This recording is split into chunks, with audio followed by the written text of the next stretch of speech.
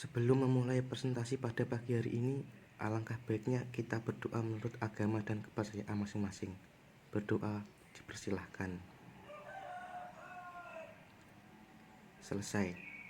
Langsung saja kita mulai materi yang pertama. Pengertian kesehatan mental menurut WHO. Kesehatan mental adalah kondisi di mana individu memiliki kesejahteraan yang tampak dari dirinya, yang mampu menyadari potensinya sendiri, sehingga memiliki kemampuan untuk mengatasi tekanan hidup normal pada situasi dalam kehidupan, mampu bekerja secara produktif dan menghasilkan, serta mampu memberikan kontribusi.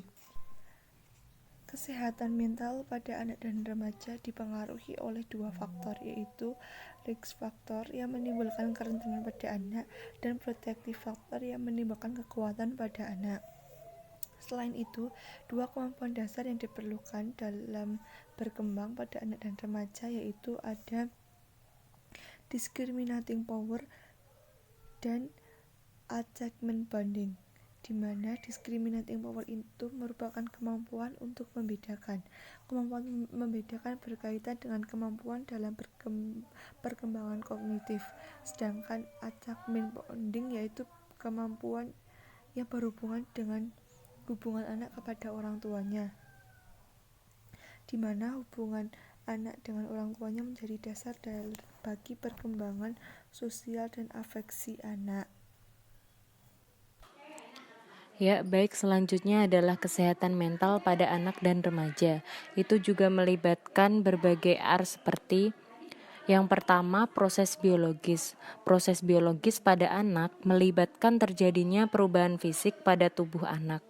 Perkembangan fungsi-fungsi tubuh seperti fungsi seksual akan mempengaruhi perilaku dan perkembangan anak. Beberapa contohnya adalah gen yang diwarisi dari orang tua, perkembangan otak, tinggi badan, dan kenaikan berat badan, kemajuan dan keterampilan motorik serta perubahan hormonal.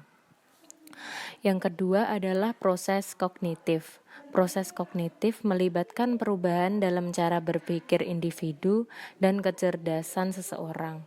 Proses ini sangat erat kaitannya dengan perkembangan otak, contohnya menghafal, memecahkan masalah sederhana, memilih dan mengambil keputusan serta mengendalikan dirinya. Yang ketiga adalah proses sosial emosional. Proses sosial emosional melibatkan perubahan emosi, kepribadian, hubungan dengan orang lain, dan lingkungan sosial. Proses sosial emosional yang berkembang dengan baik membuat anak mampu menyadari, membedakan, mengelola, serta mengekspresikan emosi secara tepat. Selanjutnya gangguan mental pada anak itu ada 4. Yang pertama, interaksi anak dan orang tua yang kurang baik sehingga menimbulkan kecemasan. Yang kedua, gangguan kriminal. Yang ketiga, beroposisi yang menyimpang. Yang keempat, retardasi mental. Ya, selanjutnya adalah kesehatan mental pada lansia landia atau manusia lanjut usia. Manusia lanjut usia adalah orang yang berumur usia 60 tahun sampai seterusnya, di mana mereka mengalami gangguan kesehatan yang menyebabkan mereka kehilangan semangat, merasa dirinya tidak berharga, dan depresi. Rahman 2002-97.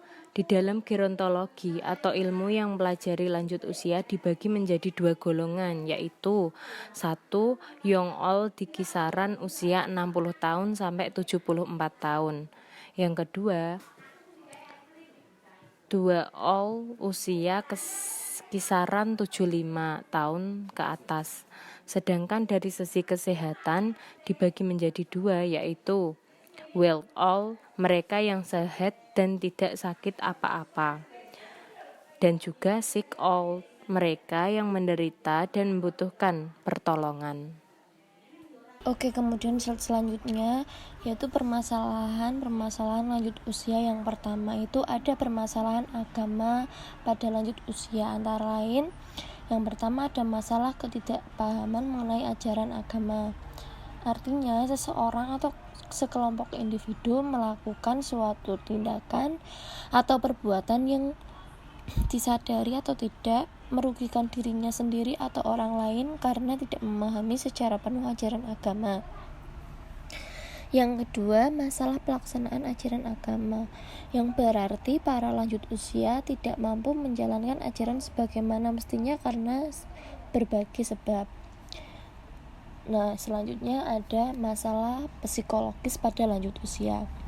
Yang pertama ada kecemasan terhadap kesehatan yang buruk.